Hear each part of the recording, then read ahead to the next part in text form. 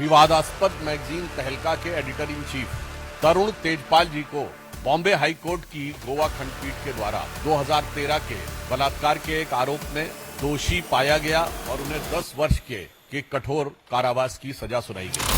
आज कांग्रेस पार्टी से पूछना चाहते हैं कि आपकी सरकार ने जिसको एक्सीलेंस ऑफ जर्नलिज्म का अवार्ड दिया, उसकी आज यह स्थिति है और आपके मुंह से इसके ऊपर एक शब्द नहीं निकल रहा है।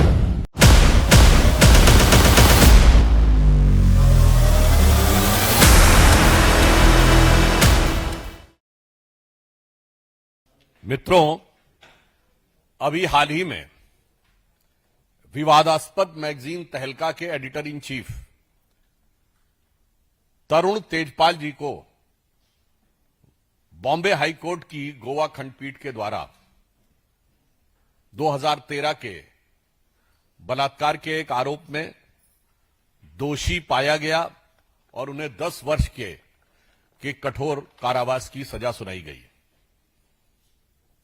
यह विषय आज इसलिए महत्वपूर्ण है कि इतने दिन गुजर जाने के बाद भी एक भी शब्द कांग्रेस की तरफ से सुनाई नहीं पड़ा है, न किसी विपक्षी की तरफ से, न अपने को नारी हितों के स्वयंभू अलंबरदार बताने वाले किसी भी संस्थान की तरफ से यह सुनाई पड़ा है।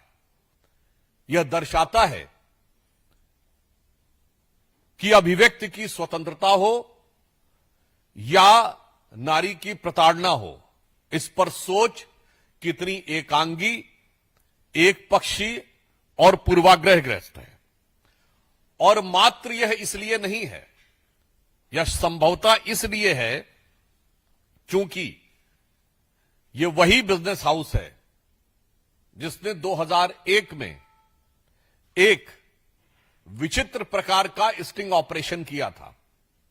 वह इसलिए कि जब अटल जी की सरकार ने जस्टिस फुकन के अध्यक्षता में एक जांच आयोग का गठन किया, तो यह एक ऐसा अवसर था कि जब स्टिंग करने वाले ग्रुप ने पूरे टेप्स को वेरीफाई करने के लिए देने से मना कर दिया। इससे ज्यादा संदेह और नहीं उत्पन्न हो सकता।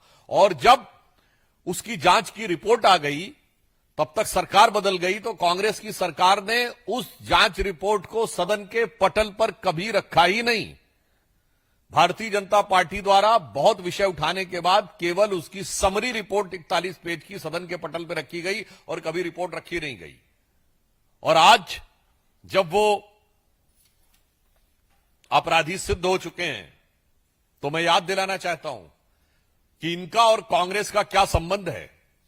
कि श्रीमती सोनिया गांधी जी, जो यूपीए के समय में सुप्रीम लीडर थी, उन्होंने 25 से 27 सितंबर 2004 को तत्कालीन वित्त मंत्री पी चिदंबरम साहब को पत्र लिखा कि साहब, तहलका और इसके फाइनेंसर्स की किसी प्रकार की प्रताड़ना नहीं होनी चाहिए, उनके साथ सकारात्मक व्यवहार होना चाहिए, उनके साथ कोई अनफेयर ट्रीटमेंट नहीं होना चाहिए। तो मैं आज कांग्रेस से पूछना चाहता हूं, आपकी सरकार थी, आपको लग रहा था कि आपकी सरकार अनफेयर ट्रीटमेंट कर रही है, या फिर इस अनफेयर ट्रीटमेंट में कहा कुछ गया और समझा कुछ जाए?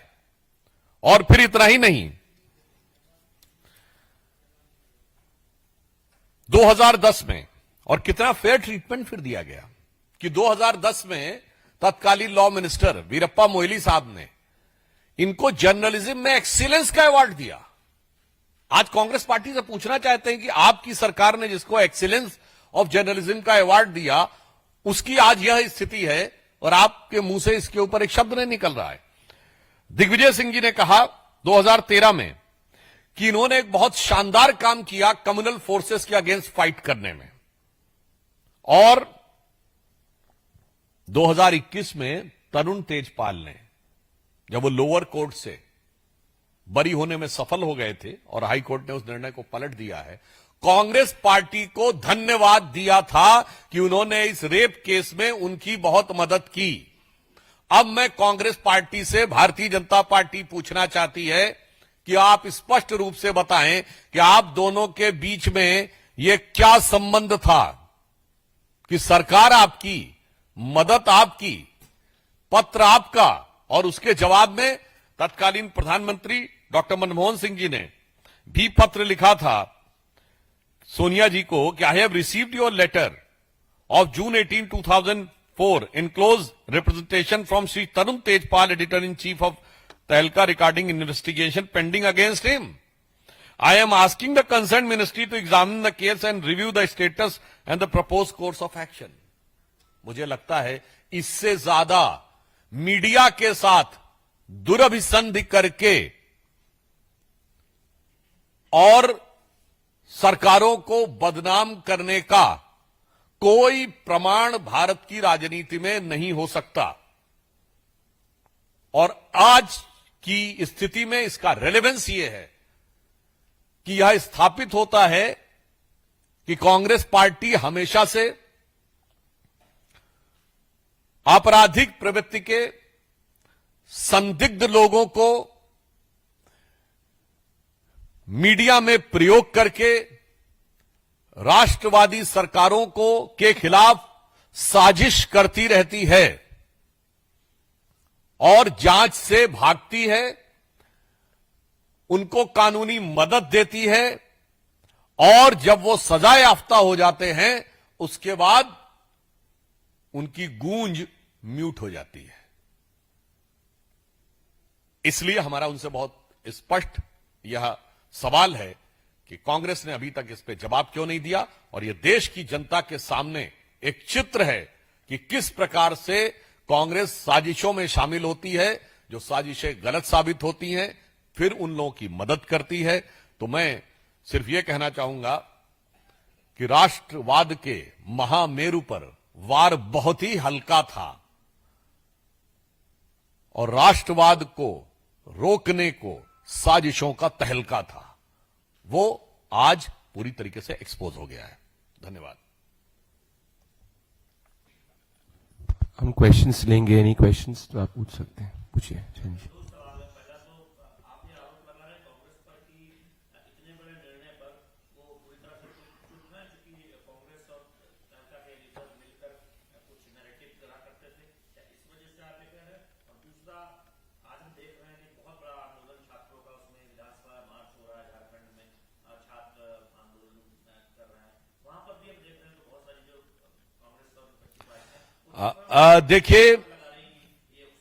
देखिए इस तहलका केस में जो जजमेंट आया है, यदि उनका कांग्रेस से कोई संबंध न रहा होता तो एक बार कांग्रेस कह भी सकती थी कि ये उसका अधिकार है कि वो टिप्पणी करे न करे, मगर उनके बीच में जो प्यार और इकरार नजर आ रहा है, जो पिछले 20 सालों से फैला हुआ है, जो 2003, 4, 6, 11, 21 तक दिखाई पड़ रहा है, उसके बाद अगर ये नहीं इस पर कोई प्रतिक्रिया दे रहे हैं तो आज की डेट में इसकी प्रासंगिकता यह है कि ये किस प्रकार की साजिशें रचते थे अटल जी की सरकार को बदनाम करने के लिए, उसकी प्रतिष्ठा पे आघात करने के लिए, और वो फितरत अभी तक बदली नहीं है। The nefarious design and the conspicuous conspiracies which the Congress uses to hatch with their henchmen masqueraded as free media is now being blatantly exposed। और मैं कहना चाह रहा हूं कि आज जो तथाकथित निर्भीक मीडिया है वो कितना भयभीत नजर आ रहा है कि उसके मुंह से कोई शब्द नहीं फूट रहा है। यह भी इस विषय पर ध्यान देने योग्य है। दूसरा जो प्रश्न आपने किया था, निश्चित रूप से इस समय पूरा देश देख रहा है कि झारखंड में छात्र लोग अपने मुद्दों को लेकर न सिर्फ संघर्ष कर रहे हैं बल्कि शांतिपूर्ण संघर्ष कर रहे हैं, मर्यादित संघर्ष कर रहे हैं, अनुशासित संघर्ष कर रहे हैं। ना कोई अभद्र भाषा आ रही है, ना कोई वहां पर गाली गलौज की भाषा आ रही है, ना वहां पर कोई उनको अज्ञात स्रोतों से ऑर्डर करके स्विगी और जोमेटो के उच्च कोटि के भोजन उपलब्ध कराए जा रहे हैं, और ना ही उनके बैठने रुकने के लिए उच्च कोटि की व्यवस्थाएं की जा रही हैं, और ना ही वहां पिकनिक जैसा माहौल है। और इससे अधिक महत्वपूर्ण बात यह कि झारखंड का विषय सिर्फ पेपर से जुड़ा नहीं है, वो नौकरी से जुड़ा विषय है।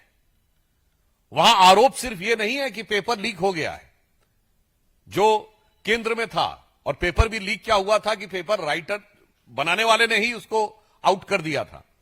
वहां पर आरोप यह है कि सरकार के साथ हॉबनॉबिंग करके, सेटिंग करके लोग नौकरियां देते थे और सरकार उन लोगों को नियुक्ति पत्र देती थी। बहुत गंभीर विषय है, और उसमें बहुत से ऐसे बच्चे हैं जो कि अब अपने कैरियर के अंतिम चरण पे हैं। मान लीजिए एंट्रेंस एग्जाम में किसी का मौका चला गया तो अगले वर्ष फिर मौका आ सकता है, पर बहुत से लोग जो अपनी नौकरी की एज लिमिट के अंतिम वर्ष में हैं, उनके पास अब यह विकल्प नहीं है। मगर इतनी गंभीर बात के ऊपर भी राहुल गांधी को झारखंड रांची के छात्रों की गूंज सुनाई नहीं पड़ रही है।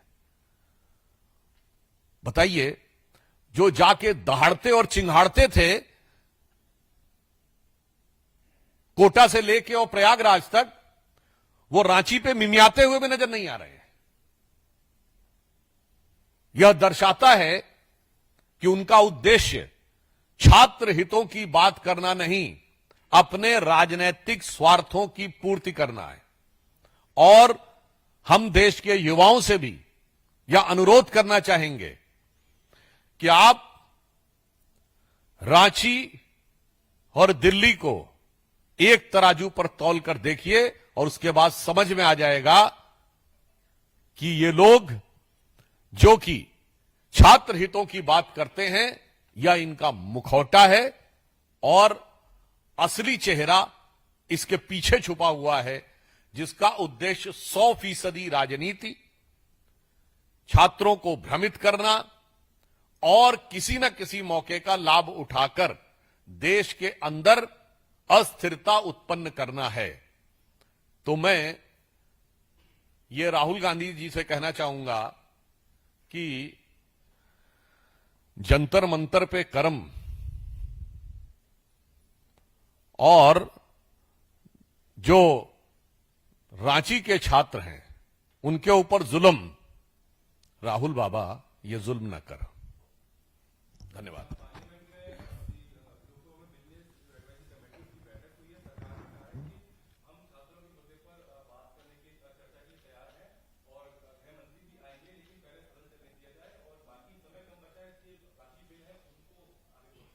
देखिए, इस विषय पे बिजनेस एडवाइजरी कमेटी लोकसभा की भी और राज्यसभा की भी, दोनों की मीटिंग 1 बजे के करीब थी। इस पे जो भी निर्णय लिया जाएगा, सरकार का प्रयास है कि सकारात्मक दृष्टि से संवाद होते हुए सदन के पटल के ऊपर सभी लोग अपना अपना पक्ष रखें और अपना विचार रख के समाधान की तरफ आगे बढ़ें। मगर अफसोस की बात यह है कि अभी तक विपक्षी दलों का लक्ष्य संवाद के द्वारा सदन में समाधान नहीं, बल्कि विवाद के द्वारा सदन में घमासान अधिक दिखाई पड़ता है। एक सेकेंड रुकिए। और इसके अलावा कोई और क्वेश्चन है? Last question.